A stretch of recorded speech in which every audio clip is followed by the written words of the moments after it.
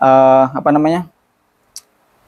Kalau misalnya sedikit mungkin boleh tahu untuk detailing tadi ketika nulis itu Ustaz. Itu berapa orang Ustaz? Ya. Jadi anak kan modalnya bisa nulis. Ya. Walaupun tulisan anak juga Nabi bilang tadi, anak aku secara jujur ada qawaidnya belum sempurna. Ya, seadanya sebisanya. Yang penting tajwidnya nggak salah, kan gitu.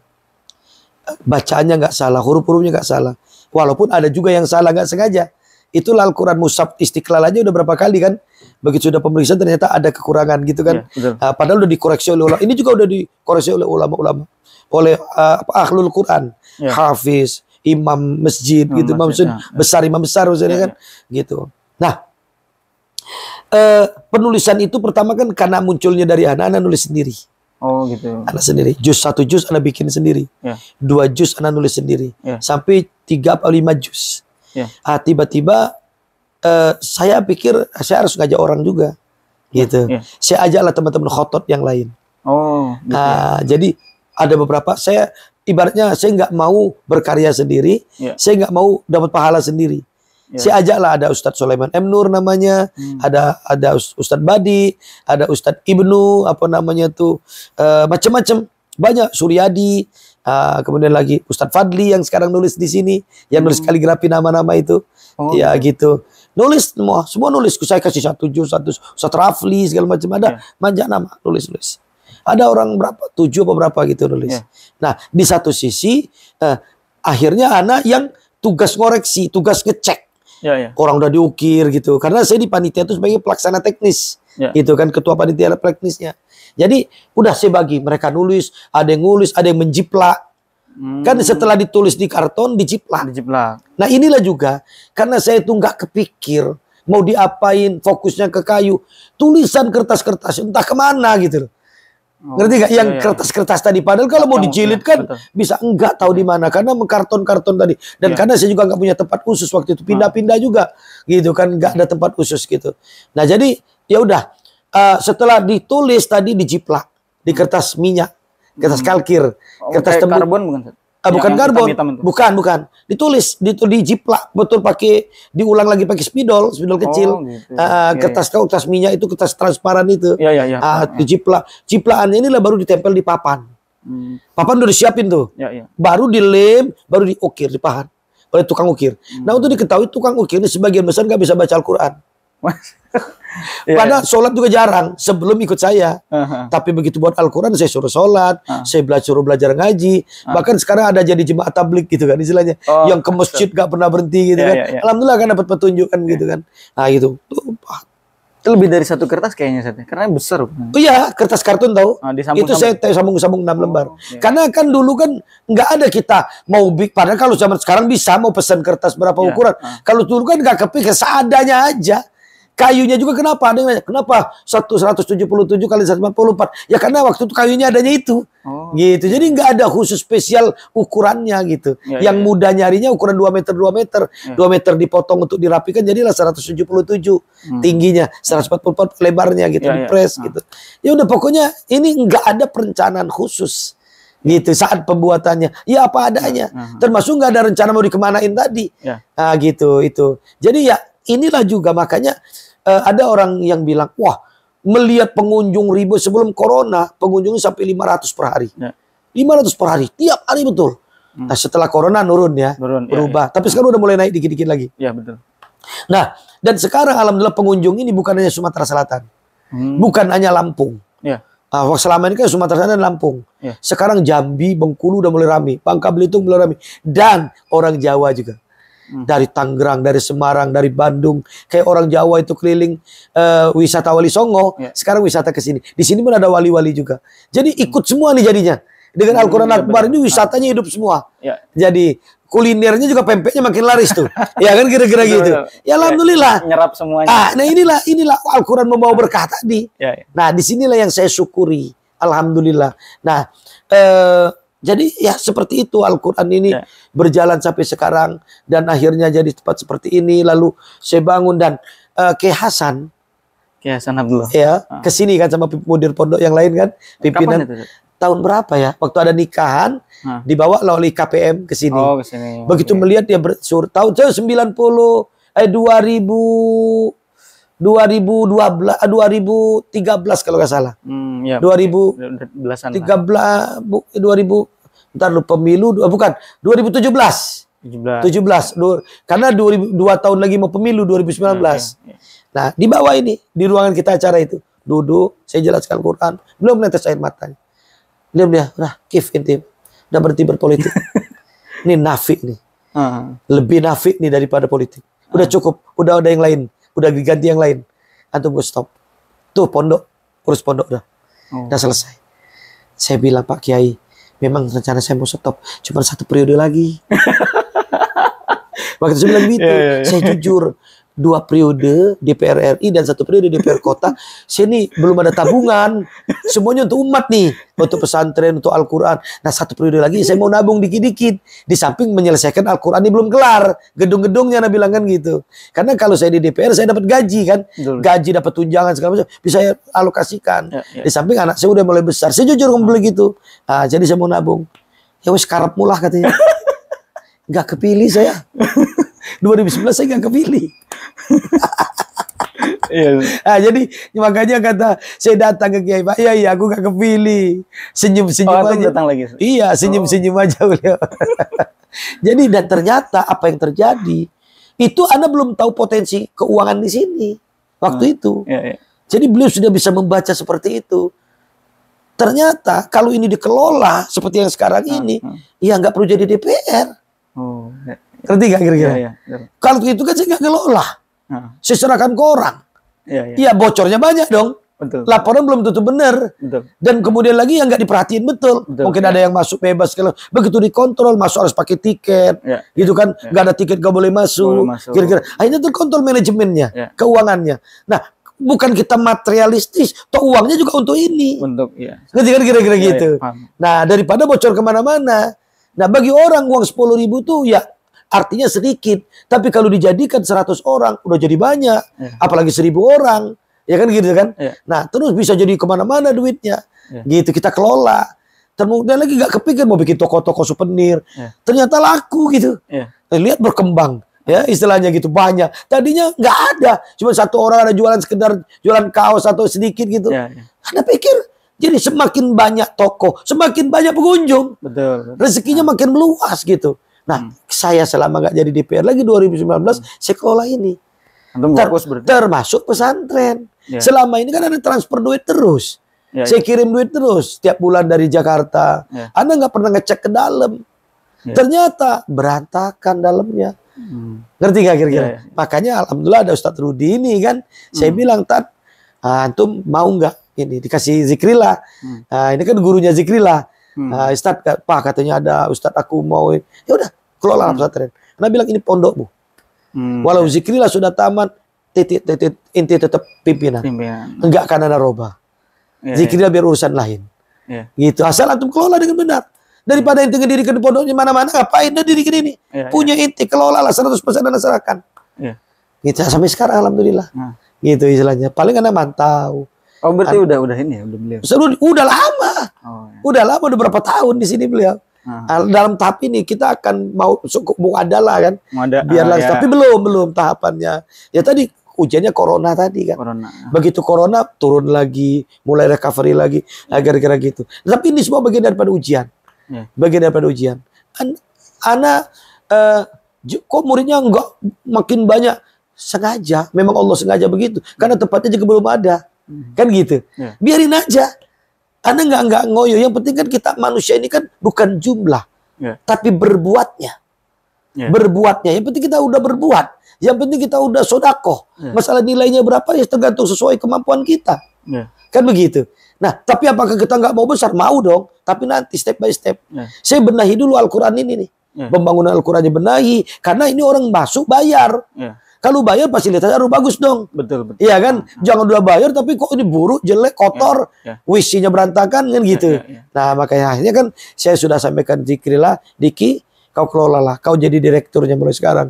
Kau kelola segala macam ini. Papa hanya memberikan awalan aja. Ya karena dia masih fokus kuliah S2, ya jadi belum fokus betul. Betul, ya. Istilahnya kemarin waktu sebelum masuk dia kelola, dia langsung dia bikin ini segala macam, diatur manajemennya, keuangannya. Bagus. Ya. Udah berapa bulan itu akhirnya ini. Nah, makanya seiring juga ngedenger si Alilah kan ekonomi ya. Ya. Nah, ini takdir Allah juga kan gitu kan. Memang kita butuh orang ekonom juga kan gitu. Ya. Ekonomi yang syar'i kan gitu dan sebagainya. Jadi ya udah mengalir tapi kita jalan. Ya. Nah, tapi sampai sekarang saya fokus ke umroh nih. Jadi ini harus saya topang lagi nih. Gitu. Harus saya topang. Saya bangunlah umroh travel sekarang. Ya alhamdulillah baru bulan Ramadan kemarin buka, jemaah udah banyak terus nih. Setiap sebulan sekali kita berangkat sebulan 2 kali berangkat. 90 jemaah, 75 jemaah. Ini tanggal 10 Agustus saya berangkat bawa 90 jemaah. Nggak pulang, 20-nya nyambung lagi. Nggak pulang karena ada lagi jemaah 90 lagi. Berangkat. Tanggal 2 September nggak pulang juga tuh langsung saya. Mungkin saya 2 bulan, 3 bulan nanti nih. Saya berangkat. Ini pulang nikahin aja ini. Itu beberapa bulan kemarin kan gitu kan. Gitu kayak gitu. Jadi saya fokus. Saya sekarang lagi fokus ke sini. Al-Qur'an sudah autopilot lah ya, udah jalan sendiri, pesantren juga udah. Saya merambat ke sana gitu untuk menunjang tadi keuangan. Iya kan gitu kan. Di samping keuangan ya kegiatan saya, karena nggak mungkin saya cuma duduk di sini aja kan gitu. Ngelihat orang datang aja gitu. Jadi biar berkembang gitu. Itulah ceritanya. Masalah. Ya, apa namanya? Berarti memang untuk tadi yang poin pertanyaan kerja tim itu Seth, ya. Berarti memang tidak mesti digarap satu orang saja berarti ya. Artinya apa namanya? Perlu ada orang lain untuk bisa dibahasakan tuh pahala tuh bagi-bagilah gitu. Oke. Antum inget gak suksesnya dakwah Nabi Muhammad? Apa beliau sendiri? Enggak. Ada sahabat. Iya. Iya kan? Khulafaur Rasyidin dan sahabat-sahabat yang lain. Jangan kerja sendiri. Iya. Iya kan? Ana ketika dapat order kaligrafi, itu ana mempekerjakan orang banyak. Temen ana buat kaligrafi dia sendiri. Dia jiplak sendiri, nulis di kertas sendiri, jiplak sendiri, jiplak ke masjid sendiri. Makanya selesai 3 bulan. Betul. Saya 2 minggu kelar. Saya 2 minggu satu masjid. Kenapa? Ada tukang cat, ada tukang amplas, ada saya nulis ceper nanti diterangin. Ngerti gak? Saya nulis langsung, lalu diterangin oleh pegawai. Saya libatkan berapa orang. Rezekinya berbagi. Dan juga cepat. 2 minggu kelar, cari order baru lagi. Jadi kerja tim. Sahabat, harus punya sahabat gitu. Ini kemarin sempat dengar katanya pernah sempat kurang 1 huruf apa gitu Seth? Bukan, jadi gini, bukan kurang 1 huruf, ada beberapa yang kurang. Jadi untuk antum ketahui begini, Al-Quran ini Ustadz Hidayat Nur Wahid juga pernah lihat itu. Itu. Jadi Al-Quran ini setelah ditulis oleh Khotot, tulis lembar tuh, itu diperiksa oleh 7 kiai. Dan ini ahli Quran semua. Di Sumatera Selatan. Juri nasional lagi malah. Gitu ya. Di bidangnya. Ada yang bidang tajwid, ada yang bidang khot, ada yang bidang qori, macam-macam, hafiz, macam. Nah, mereka mau koreksi tuh. Sudah di kertas, dikoreksi, ada salah, langsung diperbaiki. Udah, meriksa tuh semua. Selesai, oke, tanda tangan tuh. Udah selesai, finish. Dijiplak. Setelah dijiplak, dikoreksi lagi. Koreksi lagi jiplakannya tadi. Karena apa adanya nggak terjiplak. Betul. Gitu, atau salah. Koreksi lagi. ACC baru tempel papan. Setelah di papan diukir selesai, sebelum di periksa lagi. Jadi berulang-ulang. Makanya biaya pemeriksaan ini tuntasnya lumayan banyak juga waktu itu. Alokasinya itu makanya kenapa sampai 1,2 miliar itu diantaranya biaya pentasian juga. Gitu. Udah gitu.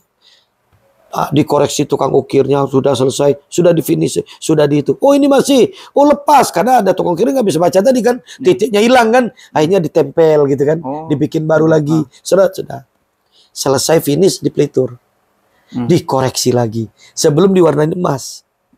Koreksi lagi, berulang-ulang kali koreksi. Tapi itulah namanya Al-Quran, firman Allah. Masih juga ada yang kurang hurufnya, ya kan gitu kan.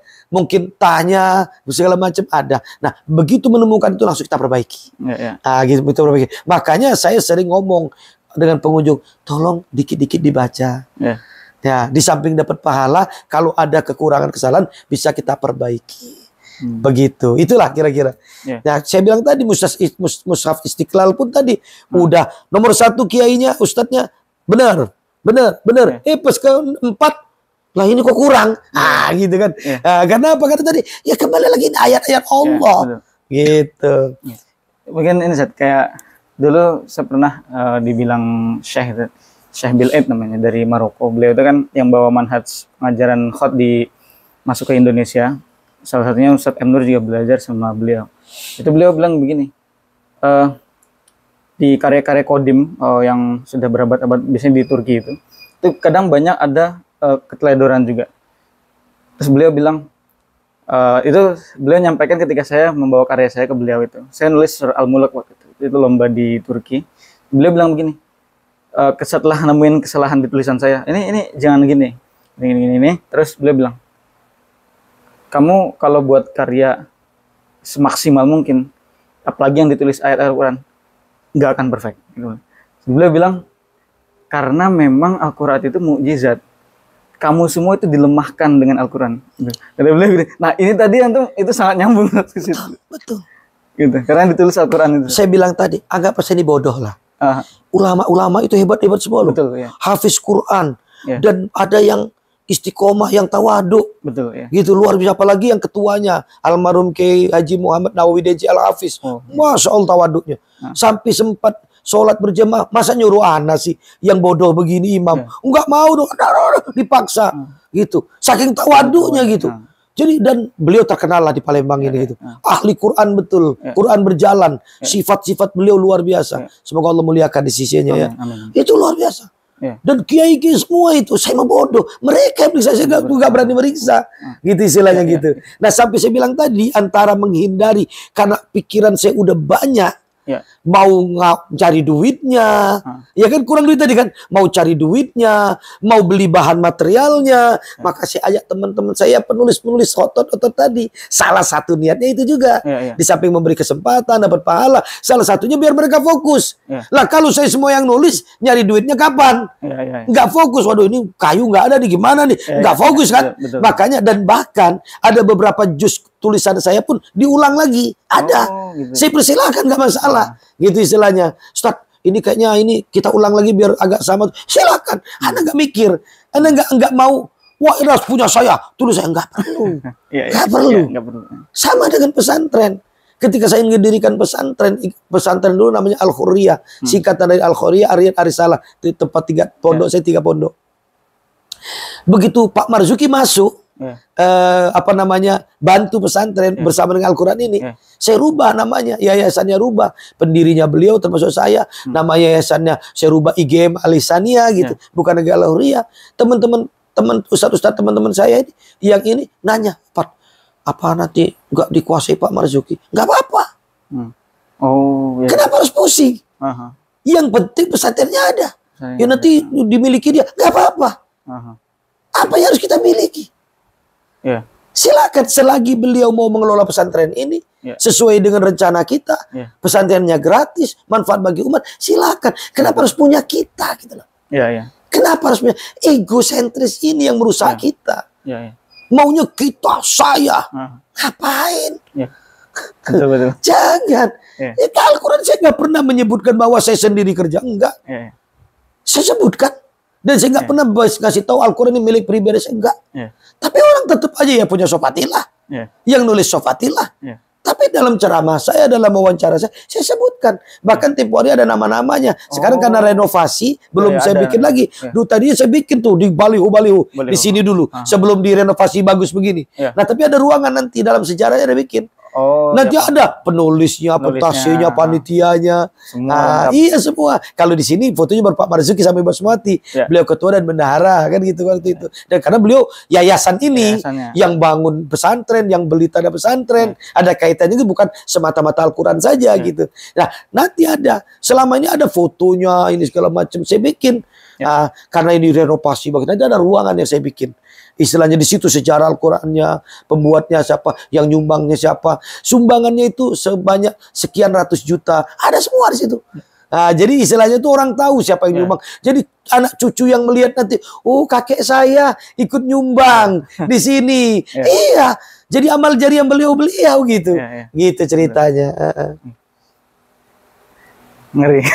Kalau dari tadi nih, wah dibawa banyak gitu set inspirasi. Mungkin ini set apa? Terakhir set juga udah ini. Kalau kata-kata atau nasihat singkat dari antum mungkin yang ngena banget, kira-kira apa nih untuk kita yang memang masih ya belum banyak berbuat juga untuk umat dan sebagainya, terutama untuk kaligrafer juga, kira-kira apa kata-kata dari antum simpulnya? Saya nasihat dari orang tua saya, khairun nas anfa'uhum linnas. Jadi patokannya itu aja. Bagaimana kita ini bermanfaat bagi manusia lain dalam bentuk apapun, dalam pekerjaan apapun. Bagaimana khotmu yang indah itu, gelar juaramu itu bisa bermanfaat bagi manusia lain. Walaupun bukan kaitannya dengan khot. Saya bilang tadi, antum bilang, saya kan berpolitik. Saya nggak orang politisi, saya bukan politisi. Bukan. Tapi gara-gara Al-Quran ini saya ke politik. Ternyata bukan mempolitisi Al-Quran, Al-Quran mempolitisi. Oh, iya. Ngerti gak? Paham, bang. Ngerti gak? Al-Quran mempolitisi. Karena dengan, nah ini ada, saya lupa. Kenapa ini jadi terkenal? Tahu nggak apa yang terjadi? 2009 kan Anda bilang tadi, Anda nggak punya duit, iya kan? Incumbent DPR kota nggak punya duit. Yang lebih parah incumbent DPR RI. Incumbent, kenapa nggak punya duit? Karena saya bilang tadi pinjam di bank tadi, potong sampai jabatan habis untuk meresmikan Al-Quran. Iya kan 2012 kan? Nah gitu. Begitu 2014 saya nggak punya harta, nggak punya duit. Bukan nggak punya, dalam arti nggak punya sama sekali. Untuk kebutuhan cukup. Maksudnya nggak punya uang ratusan juta miliaran yang punya deposito, yang persiapan untuk kampanye berikutnya. Nggak ada. Nggak ada. Padahal 2014 pemilu lagi. Dilalanya partai kami saat itu lagi diuji oleh Allah. Dengan ujian yang berat. Ya kan? Ada kasus korupsi dan lain sebagainya. Maka akan hancur saat itu partai itu. Saya dan teman-teman harus nyalon lagi. Antum tahu, DPR RI 2009 sampai 2014, 2009 yang terpilih 143 kalau nggak salah dari Partai Demokrat. 143. Yang terpilih lagi pada pemilu 2014 hanya 33 orang. Dari sekian. Salah satu saya masih terpilih lagi. Padahal partai lagi hancur tuh anggaplah. Lagi jelek tuh di masyarakat karena kasus korupsi yang dibombardir. Padahal semua partai juga begitu kan gitu. Nah tapi pada saat itu ujiannya berat bagi kami. Nah saya di satu sisi partai lagi jelek, di sisi lain saya nggak punya fulus. Nggak punya fulus. Orang kan mikir masa incumbent DPR RI nggak punya duit. Masa ngasih air segelas. Mana nasi bungkusnya? Mana baju kaosnya? Mana sembakonya? Wong udah jadi DPR RI kok. Betul. Gajinya kan besar, ratusan juta penghasilannya. Ya, orang kan begitu. Dan tidak bisa disalahkan orang pikir seperti itu. Di sana saya ragu untuk nyalon. Ya Allah, kacau ini. Dari mana duit ini mau nyalon lagi? Kan gitu kan? Udah mulai lesu tuh. Udahlah, kayaknya udah stop aja. Tapi di sisi lain pimpinan kami harus nyalon, harus ini. Kita bangkit lagi kan gitu. Saya berdoa, ya Allah, cari saya petunjuk, ya Allah, bagaimana caranya saya kampanye menyentuh masyarakat. Walaupun masyarakat tidak disentuh dengan sesuatu kan gitu kan. Sementara makin kesini kan makin money politik makin banyak kan. Saingan makin ini gitu. Saya dari 2004-2009 no money politik, gak ada. Gak ada seperak pun saya ngasih. Kecuali ngumpulin orang, nyewain mobil, ngasih makan, wajar normatif gitu. Nah, tapi itu pun akan sulit saya lakukan 2014 itu. Karena apa? Bisa pun gak bisa banyak. Saya butuh suara 100 ribuan. Iya kan gitu. Bayangin kalau 100 ribu. Kalau ongkosnya 50 ribu aja udah berapa miliar. Gitu kan istilahnya untuk ongkos. Saya bingung. Nah di tengah kebingungan saya minta petunjuk. Saya duduklah. Nah di satu sisi Al-Quran Akbar ini setelah diresmikan. Selesai nggak ada yang ngopeni tadi. Iya betul. 2012 kan diresmikan. 2012, 13, 14. 2 tahun ini nggak ada. Orang mau ngeliat. Orang mau mindahkan tadi. Mau memelihara. Nggak ada tuh. Nggak ada. Nah saya duduk di sini ya Allah. Ngemandangin Al-Quran. Enggak sih saya kepikir gara-gara lo nih jadi punya utang saya. Enggak kepikir. Tapi dalam hati saya, ya Allah, terima kasih. Udah, besok-besoknya saya mimpi. Saya dapat petunjuk. Apa petunjuknya? Belum ada WA waktu itu. Belum ada WA. SMS ke nomor handphone ini, iklan di koran. Saya pasang iklan, SMS ke nomor handphone ini, bagi Anda yang beruntung akan diundang makan siang di pesan di Bait Al-Quran Al-Akbar, Al-Quran terbesar di dunia, diresmikan oleh 51 negara bersama Presiden SBY, bersama Ustadz Sofatil Amr Zaid, anggota DPR RI, di pesantren di Gebang saja. Saya pasang iklan. Alhamdulillah besoknya yang SMS orang 300. Assalamualaikum Ustadz, saya kepengen makan siang bersama Ustadz, mohon saya diterima, semoga saya menang. Saya menangkan semua. 300 orang tadi saya menangkan semua. Saya SMS, selamat Anda menang, silakan hari Sabtu atau hari Minggu jam 10 datang ke pesantren halaman ini, nanti kita akan makan siang bersama Ustadz Sofatil dan mendengarkan dakwah beliau. Itu saya forward, kirim semua SMS tadi ke 300. Alhamdulillah datang semua orang sini, berbondong-bondong datang. Saya terima, belum tertutup ini, Al-Quran belum tertutup waktu diresmikan itu, pagernya masih pagar kecil, gitu, masuk dari rumah. Saya terima, kumpul, wah cipika dulu. Lalu saya ceritakanlah bagaimana mujizat Al-Quran mengantarkan saya bisa jadi DPR RI, Allah angkat derajat saya bisa keliling dunia dan sebagainya. Saya ceritakan, bukan untuk menyombongkan diri, untuk ngasih motivasi bahwa kalau kau cinta kepada Al-Quran, Allah akan memuliakanmu. Dan itu buktinya saya, gitu. Nah, jadi anak-anak kita, yuk kita didik Al-Quran, kan gitu. Itu intinya. Nah, baru terakhir, saya dicalonkan DPR RI lagi, mohon doanya, mohon bantuannya, dan tolong doakan kalau saya bermanfaat bagi umat, diridhoi Allah, semoga saya jadi. Tapi kalau saya bakal mudarat, bakal korupsi, bakal merusak rakyat, lebih baik nggak usah. Saya tidak doa begitu, amin. Dan begitu selesai mereka ngajak foto, meluk saya, Ustaz, pokoknya saya coblos Ustaz. Tuh hari itu 300, besoknya 500. Saya menangkan semua, besoknya 1000. Selama 3 bulan, saya nggak kemana-mana, saya di sini. Puluhan ribu orang datang gantian, 500. Masa ustazah, pesantren mas, salah kadarnya. Salah kadarnya. Orang bingung, Ustaz kamu gak kasih duit mereka enggak? Mau bayangin, yang namanya partai politik atau caleg mau kampanye harus sewa tenda, harus kasih ongkos, harus siapin makan yang nasi bungkus, harus kasih cindera mata, iya kan? Berapa ratus juta harus dikeluarkan dalam satu momen. Saya cuma makan siang ala kadarnya, orang datang sendiri tanpa diongkosin. Masya Allah, 2014 saya terpilih. Bayangkan. Nah, saya bersyukur dong, Masya Allah, Al-Quran luar biasa ini, membawa berkah bagi saya terpilih kembali. Tapi apa yang terjadi? Setelah sekian bulan saya dilantik lagi jadi DPR RI, di 2014 saya ditelepon keponakan saya. Mang, yang nunggu rumah kan keponakan, ini ada orang mau lihat Al-Quran. Ya udah biarin aja, masuk aja. Telepon lagi, Mang, ada yang mau lihat Al-Quran. Ya gak apa-apa boleh. Mang, ini banyak orang mau lihat Quran katanya. Terus gimana? Ya buka aja pintu, kan masuk rumah kan. Masuk aja. Itu yang dibawa toko-toko itu rumah itu tadinya. Masuk aja. Aku bilang, gak sanggup aku kalau gini katanya. Gimana ngejaga ngebersihin? Aku kasih tetangga-tetangga kita gaji untuk ikut jaga. Itu asal-usulnya. Saya belum lihat tuh. Begitu saya pulang saya kaget. Di halaman sana parkiran itu banyak mobil, banyak orang lagi masuk ke rumah sini. Dan ada mobil taksi stop. Dia langsung lompat, supirnya meluk saya.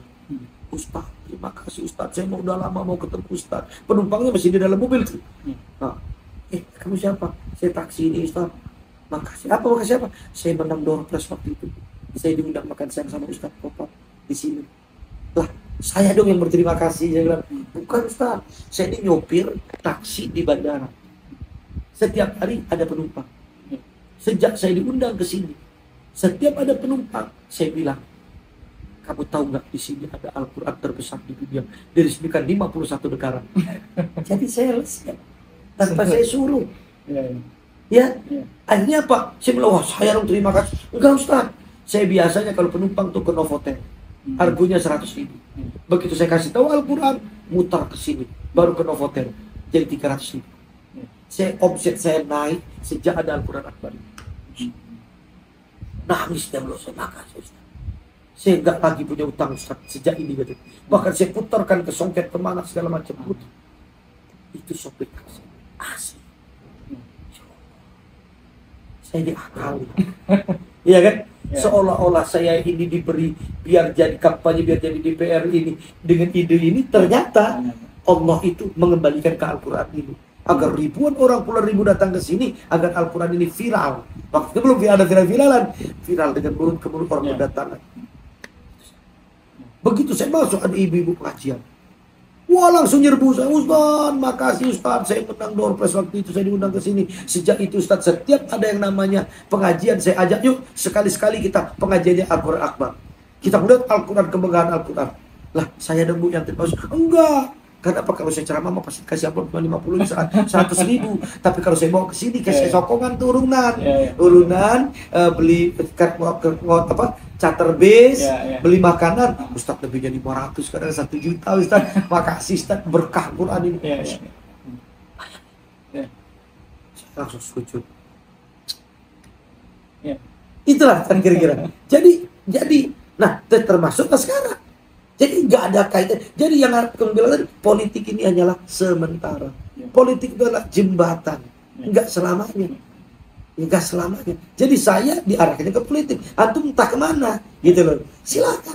Jadi kembali pesan yang tadi antum minta tadi, udah satu itu aja pesan. Khairun nas anfa'u linnas. Jadi bagaimana apapun yang antum lakukan, yang antum kerjakan, ilmu apapun yang antum miliki, patokannya menjadi manusia yang bermanfaat bagi manusia lainnya. Dan saya dapat pesan dari guru saya, Kiai Haji Muhammad Maksum Yusuf, Mudir Ar-Risalah, kalau kamu manfaatnya hanya untuk dirimu, untuk istrimu, untuk anakmu, apa bedanya dengan kambing?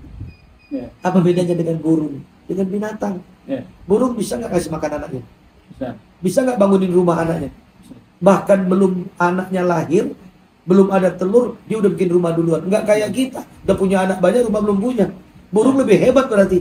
Iya kan? Laba-laba, semut. Saya ke Papua, ada rumah semut tinggi kayak candi. Semut yang bikin. Iya kan? Artinya, kalau cuma itu, binatang pun bisa. Tapi binatang enggak ada sedekah. Binatang enggak akan berbuat kepada orang lain. Khairun nas anfa'u linnas. Yang penting kita bermanfaat. Ketika kita sudah bermanfaat, maka Allah akan memberikan man yarham fil ardi yarham fis. Poinnya kayak itu. Kecil dunia ini mau apa ya? Salam. Ya, ini memang luar biasa lah untuk sesi kali ini. Kalau saya sih melihatnya, kalau orang-orang masyarakat umum atau bahkan tadi antum kan bilang sempat ada fitnah ya segala. Pasti Nabi aja difitnah. Saya satu almarhum guru Kiai saya, Kiai Zaid itu saya pernah datang ke Pak Kiai, gimana ya biar orang gak ada yang benci sama saya, biar semua sayang sama saya. Sedih, saya udah bener kok masih disalahin. Apa dia bilang? Mati aja kau.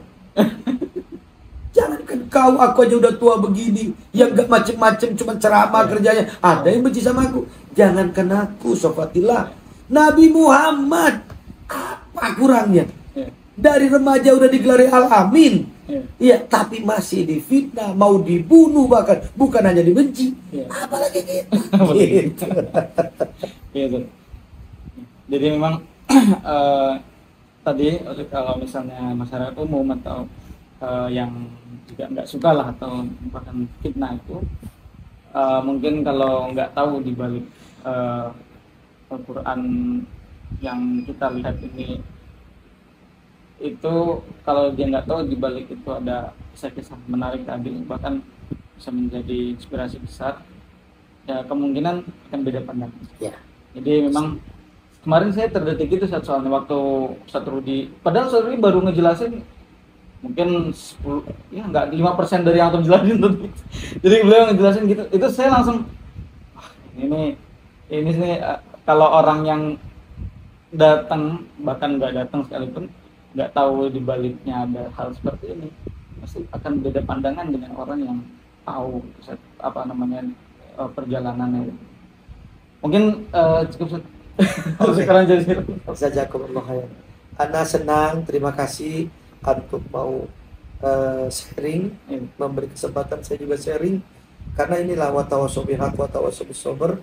Di samping juga ini adalah syiar, ya, siarkan, semoga ini salah video ini yang antum sebarkan menjadi wasilah kita masuk surga. Dengan ini kita akan menyampaikan ilmu kita, memberi spirit motivasi bahwa ada loh orang miskin, orang susah bisa sukses. Jadi kalian yang miskin jangan berkecil hati, apalagi yang mampu, gitu, harus lebih semangat. Kemudian lagi yang paling penting adalah mari kita cintai Al-Quran semampu dengan kemampuan yang kita miliki. Nah, gitu, baik dari bacaan, dari tulisan, paling tidak dengan menjaga dan merawatnya. Ya gitu kan. Insya Allah kita akan selamat di akhirat.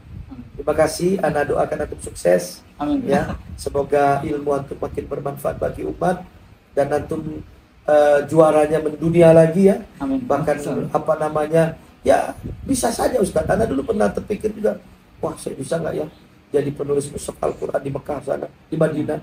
Bisa nggak ya saya jadi membuat kiswah Ka'bah? Kan gitu kan? Ya penulis kiswah Ka'bah atau apapun itu. Ya pokoknya adalah jalannya. Yang penting mansaro ala darbi wasola. Kalau enggak jalan enggak sampai. Ya kan? Nah, enggak sampai kalau enggak jalan. Jangan cuma ngomong doang. Kalau ngomong doang enggak sampai-sampai. Manjada wajada itu harus diikuti dengan mansaro ala darbi wasola. Kalau manjada wajada, kalau belum berhasil berarti belum bersungguh-sungguh. Saya sering ingatkan ke murid-murid saya, kalau belum sungguh-sungguh, belum berarti belum sungguh-sungguh. Udah tak belum berhasil kok. Ya kan gitu kan. Nah itu aja Ustaz ya.